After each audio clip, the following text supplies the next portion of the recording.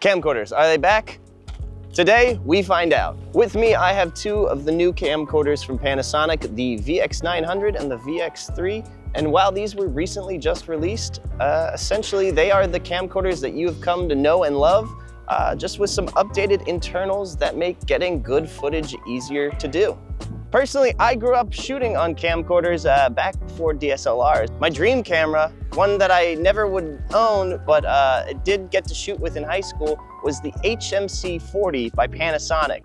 Now I'm getting a bit off topic here, but what I'm trying to do with this video is to see if camcorders still have a place today. A day that is filled with mirrorless DSLRs and cheaper high-end cinema cameras. Do handycams still exist? And so that is what we're going to be working on. With that in mind, we have to make our first stop in the video, and that is back at my office, just down the hall from my studio.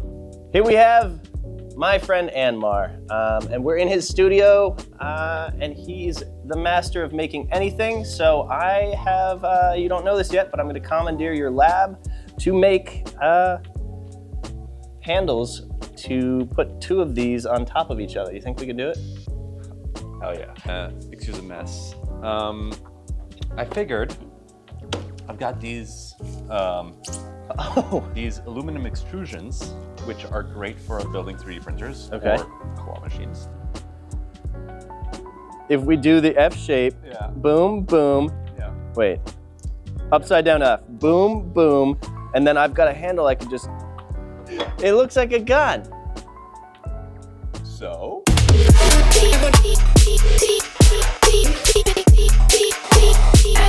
You asked for an F. It looks fantastic. I hope that's not the passing grade that you're giving me. So here we have it, a dual handle, custom made, so I can shoot both of these simultaneously. So obviously here we are comparing a 4K camera to a 2K camera, and while that is the big difference between the two cameras, what we also have is a difference in zoom. With the VX900, we are looking at a 48 times zoom, and the VX3, we have a 32 times zoom. And zoom is one of the best part about camcorders, so that is what we're going to test right now. That's sort of what this rig is for. What I was trying to see in this test was the difference between the two aesthetics that the camera has. Obviously, the 4K is a crisper picture, and 2K has that aesthetic that is a little bit grainier that you see a lot of sort of trendy in reels, and a lot of influencers are using handy cams.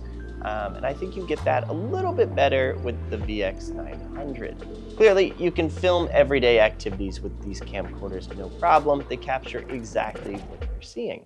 But the real question that I had was, is it a viable tool for filmmakers? Is it something I could use and get a quality image out of? We're in Greenpoint. I have just met up with my buddies Hunter and Jacob. We can pan over here. Jacob currently is operating the camera, so he's not in the bike seat, but what we're gonna do, let me grab it, is we are going to see if we can push the limitations of a camcorder and see if, from a filmmaking perspective, it's a viable tool to get, you know, crazy footage. So the idea here is,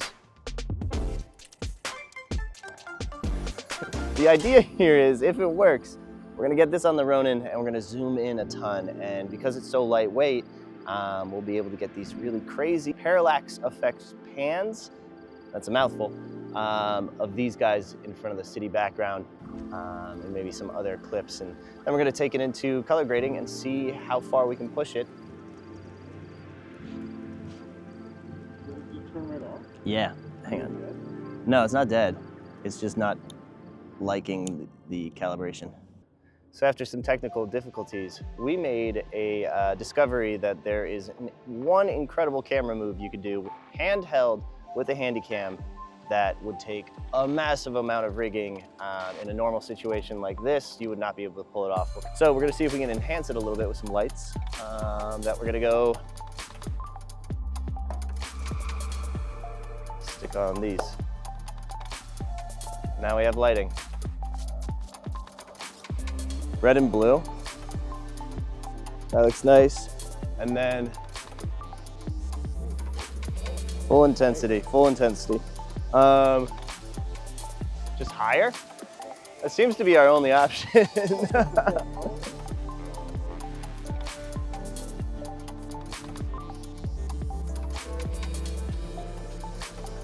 And while I was able to grade the footage decently, I do wish there was a log profile, but obviously it's a camcorder.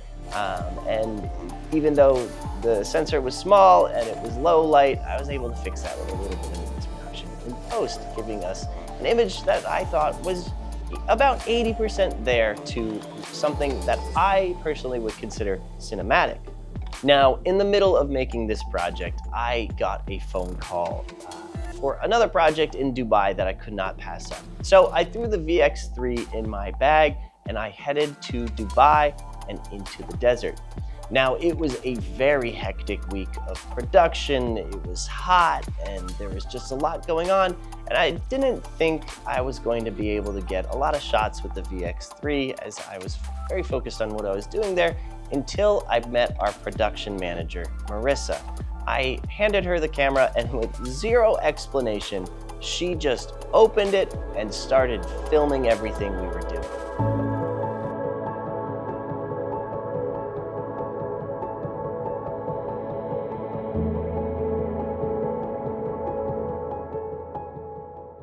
And this is where I realized the beauty of the camcorder. It's foolproof. You can give it to anyone and you can just open it and go. And this led me to my personal conclusion on camcorders. There's just something so fun about camcorders. They're so easy to use. You can really just stay in the moment, or you can pass them around and not have to worry about changing settings all the time, checking in on the metering, the things that you would have to do with sort of a more advanced or DSLR or a cinema camera. It is a fantastic tool to have on set for BTS capture. It is great to have if you're using it for an edit, to break up your A-cam footage with something with a slightly different aesthetic and way of moving the camera. It's just a great tool to capture video with ease. Now, I don't think you're gonna be winning any cinematography awards with one of these, but it is so easy to capture real moments and tell authentic stories, and I think that alone is what makes having a camcorder worthwhile.